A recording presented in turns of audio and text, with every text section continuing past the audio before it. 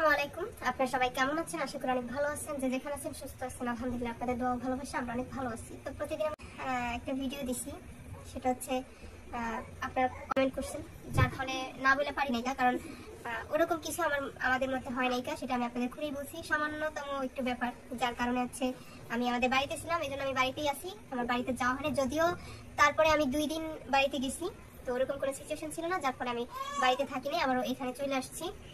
তো যাই হোক, আমি যেহেতু একটা চিন্তা ভাবনা করছি যে দূরে কোথাও থাকবো, এই জন্য আর কি আমার জিনিসপত্রগুলো যেখানে রাখা আছে, আপনারা অনেকেই বলেন যে জিনিসপত্র কেন আনবেন, দিব কেন, না দেওয়ার কিছু নাই। কারণ আপনারা জানেন আমি ইউটিউবে ইনকাম করি। ইউটিউব বলতে ইনকাম, সেটা প্রত্যেকটা মানুষই জানে, বোঝে। তো আমাকে যেহেতু কাজটা শিখাইছে, ঠিক আছে, কাজ শিখাইছে বলেই আমি কাজটা করতে পারি, না শিখাইলে করতে পারতাম না। সাপোজ আপনাদের একটা কথা বোঝাই, আজকে আপনারা সবসময় বলেন যে তাদের দেওয়া কাজ শিখা বেশি করি। মানুষ যখন লেখাপড়া করে একটা মানুষের দ্বারা একটা জায়গায় চাকরি পায়, তখন অবশ্যই সে তাকে মনে রাখে, তার কৃতজ্ঞতার দিনটা মনে রাখে, যে তার কারণে আমি এখানে আসতে পারছি, তার জন্য আমি এই কাজটা পাইছি। তাই বলে তার ইনকামের টাকাটা কাউকে দেওয়া দেয় না, সে নিজেই তার ইনকামের টাকা খায়। তো আপনাদের আর আমার শ্বশুর বাড়ির প্রত্যেকটা মানুষ সবসময় বলে যে তারা আমাকে ইনকামের রাস্তা দেখাইছে, যার জন্য তাদের আমার ইনকামের টাকাটা দিয়ে দিতে হবে। এটা ভুল কথা। তারা আমাকে একটা ইনকামের রাস্তা দেখাইছে, ঠিক আছে, তো তাদের কৃতজ্ঞ আমি সারা জীবন মনে রাখবো। এটা আমি কখনো ভুলে যাই নাই বা ভুলে গেছি তা না, কিন্তু তাই বলে কষ্ট করবো আমি ইনকামের জন্য, আর সেই ইনকামের টাকা আমার তাদের দিয়ে দিতে হবে, এটা ভুল কথা। তো এই 3.5 বছর সংসার জীবনে আমি যতটুকু পারি আমার হাজবেন্ডের সাথে খারাপ ভালো সব ব্যবহারই করি না তা না। অনেক সময় দেখা যায় তার ব্যবহারে তার সাথে খারাপ ব্যবহার করে ফেলি, করতে হয়, না করে পারি না। তো সেটা হচ্ছে আমার শাশুড়ি মার ভালো লাগে না দেখলে। তো না ভালো লাগার কিছু নাই বলে আমি মনে করি, কারণ যেহেতু আমার হাজবেন্ড ওরকম না, সচ্ছল না, সে একটু অন্য টাইপের। আমি মানে সবকিছু খুলে বলতে চাই না, কারণ এতে হচ্ছে তাকে ছোট করা হয়। তো আমি চাই না তাকে ছোট করে কখনো কথা বলতে। তবে কিছু কিছু ব্যাপার আছে যেগুলো আপনাদের মাঝে না বললে হয় না, কারণ আপনারা আমাকে দোষারোপ মনে করেন, এই জন্য। তো এই জন্য হচ্ছে আমি অনেক সময় অনেক কথা বলে ফেলি, তারে হয়তো হাট করেই বলি, যাতে তার ওই অভ্যাসটা চেঞ্জ হয়, সে যাতে ভালো হয়ে যায়। কিন্তু তার মধ্যে সেই অভ্যাসগুলো থেকেই যায়, সে ভালো হয় না। আজকে 3.5 বছরের বেশি মানে এরকম ভাবে জীবন চলতেছে। তো যাই হোক, আমি আজকে সকালবেলা বাড়িতে গেছি, আমার প্রায় 8:30টার দিক দিয়া। বাসায় গিয়ে হচ্ছে আমি এর আগে থেকেই আমার ছোট যা দেবর তাদের সাথে কথা বলছি। তো এর আগে একদিন হচ্ছে আমি আমার শাশুড়ি মাকে ফোন দিছি, বলছি যে মা আমার জিনিসপত্রগুলো দিয়ে দিন, আমি আলাদা কোথাও থাকবো। তো সে আমাকে বলছে যে না, দিবে না। তো তখন বলছি কেন দিবেন না? সে আমার কথার উত্তরে বলছে যে আমার বাবা মানে চাচাদের নিয়ে যেতে। আমি চাইতেছি না এগুলা করার, কারণ তারা আমাকে তার ছেলের কাছে দিতে চায় না প্রথমত।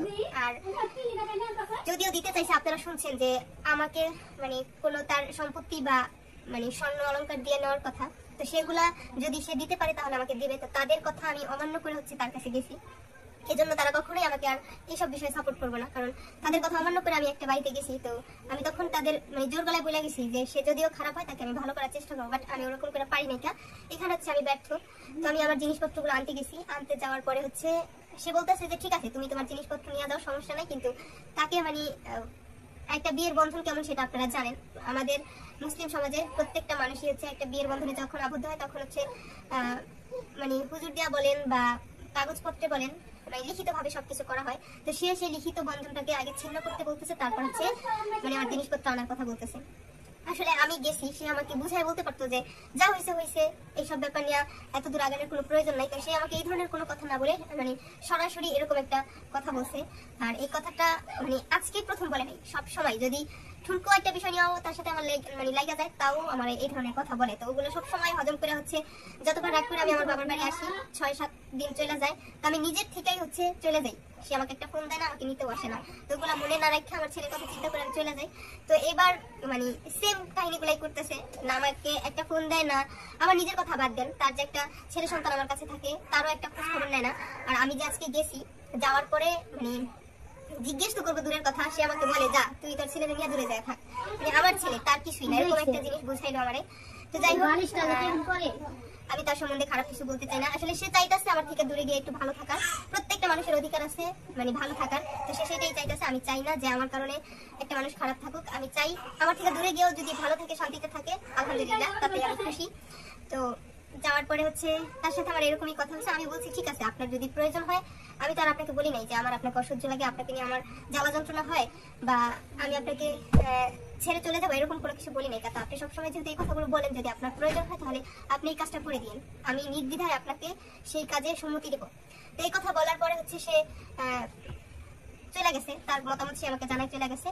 আর আমি বাড়িতে বলে আসছি যে আমার জিনিসপত্রগুলো দিয়ে দিন, সে যেটা চায় সেটাই হবে। কারণ আমার শ্বশুর শাশুড়ি দেবর যা সবাই যদি আমাকে ভালো বলে, ভালো জানে, তারা আমাকে নিয়ে থাকতে চায়, তাতে কিন্তু আমার কিছুই হবে না। কারণ আমি তাদের নিয়ে সংসার করবো না, তাদের নিয়ে আমার বাকি জীবন কাটাবো না। যাকে নিয়ে আমার বাকি জীবন কাটাবো সে যদি আমার সাথে সুখী না হয়, আমাকে ভালো না জানে, আমাকে ভালো না বোঝে, আমার সাথে অস্বস্তিকর একটা বোধ তার কাছে মনে হয়, তখন তার সাথে মানে জীবনটা ভাবাই হচ্ছে একটা বৃথা। এই জন্য চিন্তা ভাবনা করে দেখলাম যে যত পারি যত কিছু হোক, তার আগে কথা আসে হচ্ছে আমাকে ছেড়ে যাওয়ার কথা। মানে আমাকে বলে তাকে যেন আমি ছেড়ে চলে যাই, তাকে যেন মানে কাগজপত্র একেবারে সবকিছু শেষ করে দিয়ে, এরকম কথা বলে।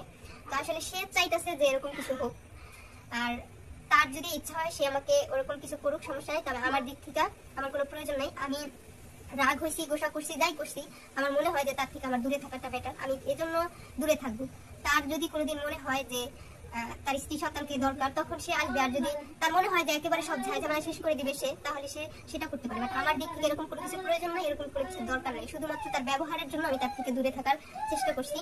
তো যাই হোক, আর আজকে রাগের মাথায় তার সাথে, আজকে বলতে না, রাগের মাথায় তার সাথে অনেক সময় দেখা যায় যে সে আমাকে একটা কথা বলে, মানে কথাগুলোর মিনিংস গুলা এমন হয় যে মানে খারাপ ভাষা চলে আসে। বাট আমি খারাপ ভাষা কখনো ইউজ করি না। দেখা যায় যে তাকে আপনি থেকে তুইতে চলে যাই আমি, কারণ এটা আমি বেশি রাগ হলে এটাই আমার মধ্যে আসে।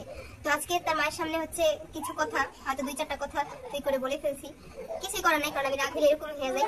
আর আমার শাশুড়ি মাকে একটা কথা বলছি, সেটা হলো তাকে একটা কথাই বলছি যে তার ভাষাটা যেন ঠিক করে আমার সাথে কথা বলে। কারণ সে তার ছেলেকে ইনকাম করার কথা বলতে পারে না, বাট সে আমাকে বলে যে আমি যেন তাদের ইনকাম করে খাওয়াই, তার জন্য নাকি আমাকে চ্যানেল খুলে দেওয়া হয়েছে।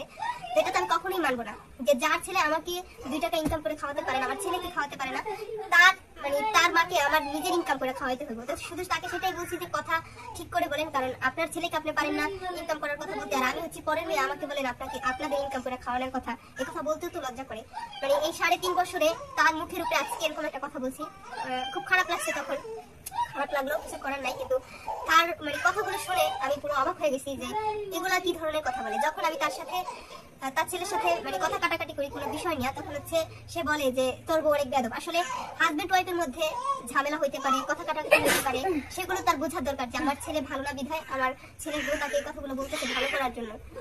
সেটা তো আমার মানে ডান হাত বাম হাত দেওয়ার দরকার নেই। কিন্তু সে তার ছেলেকে ডেকে নিয়ে বলবে যে তোর বউ হচ্ছে বেয়াদব, সবসময় তোর সাথে মুখে মুখে তর্ক করে, তারপর হচ্ছে এরকম বলতো মানে তোর সাথে থাকতে পারবো না, যা দেখা যায় এই ধরনের মানে আলোচনা সে করে। আমি এগুলো শুনি, কিন্তু কখনো তাকে মানে পাল্টা কোনো জবাব দিতে চাই না। তার খারাপ লাগে যে এই ধরনের চিন্তা ভাবনা সে করে, সেইটা বুঝে না যে আমার ছেলেকে ভালোর জন্যই এই কথাগুলো ও বলে। তো এই কারণটার জন্যই হচ্ছে তাকে আজকে এই কথাগুলো বলছি। আর আমি যখনই আমার হাজবেন্ডকে কাজের কথা বলি, তখনই হচ্ছে তার খুব কষ্ট লেগে যায় যে আমি কেন তার ছেলেকে কাজের কথা বলি। মানে আমি সারা জীবন তার ছেলেকে ইনকাম করে খাওয়াবো, তার ছেলে যেমন খুশি তেমন করে থাকবে, এরকম হচ্ছে ব্যাপারটা হয়ে গেছে। তো সেটা তো কখনোই সম্ভব না। আমি তাকে কখনো ইনকাম করে খাওয়াতে পারবো না, কারণ আমি তার কাছে বিয়ে বসছি, আমি তার কাছে তারে আমি বিয়ে করিনি। এমন না যে আমি আমার ছেলেকে হাতে করে নিয়ে তার কাছে বিয়ে বসছি, যে তাকে আমার সবকিছু করে দিতে হবে, ইনকাম করে খাওয়াতে হবে, আর আমার ছেলেকে ভালোবাসার জন্য তাকে হচ্ছে টাকা দিয়ে পুষতে হবে। সে পোষা হলে এমনি পুষবে, না পোষা হলে না পুষবে। আমি তো কখনোই এরকম কিছু করবো না। আর সে হচ্ছে আমার ছেলের মানে ছেলের বাবা হওয়ার যোগ্যই না। কারণ যে আমি 7-8 দিন ধরে এখানে পড়ে রয়েছি, যে তার ছেলের খবর নিতে পারে না, ছেলেকে মানে কি বলবো, আমি বাড়িতে থাকলেও আমার ছেলেটাকে তেমন করে ধরে না। যদি কোলে নিতে বলি তাহলে হচ্ছে রাগারাগি করে, কেন ওরে কোলে নিতে হবে, এরকম কথা বলে। তো তখন আমার খারাপ লাগে যে একটা বাবা একটা সন্তানের প্রতি এরকম মানে কথা কিভাবে বলে। তো যাই হোক, জিনিসপত্র তো আনবো অবশ্যই, কারণ আমি জিনিসপত্রগুলো অনেক কষ্ট করে জুড়ছি আমার ছেলের ভবিষ্যতের কথা চিন্তা করে। আর আমি যত কিছু আমার ঘরের জন্য কেনাকাটা করছি সবটাই আমার ইনকামের টাকা। তো আমি কষ্ট করে ইনকাম করছি, আমার ছেলের জন্য সবকিছু করছি। ওই বাড়িতে যত কিছু আমার অবদান সবকিছু আমার ছেলের জন্য, অন্য কারোর জন্য না। আমি তার এগুলা তার দিয়ে আসবো, সে আবারও অন্য কাউরে নিয়ে ওগুলো ইউজ করবে, সেটা তো অসম্ভব। আমি আমার ছেলের জন্য বসছি, আমার ছেলের জন্য নিয়ে আসবো। তো জানি না কার কাছে কেমন লাগবে, তো খারাপ ভাবে নিবেন না, কারণ আমি খারাপ ভাবে কথাগুলো বলি নাই। আজকের মানে ব্যবহারগুলো আমার হাজবেন্ড আর আমার শাশুড়ির ব্যবহারগুলো মানে আমার সারা জীবন মনে থাকবে।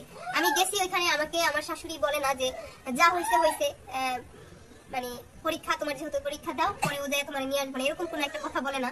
আর তার ছেলেকে বলে না যে এইসব আজে বাজে কথা কেন বলতেছো। সে মানে বলে যে যা বলার বইলা দে, এরকম করে বলে তার ছেলেরে, কিন্তু বলে না যে তুই এইসব আজে বাজে কথা কেন বলতেছিস ওরে। মানে এই জন্য আমি আরো বেশি অবাক হয়ে গেছি যে তারা যেটা চায় সেটাই করুক, আমি তাতেই অনেক অনেক বেশি খুশি।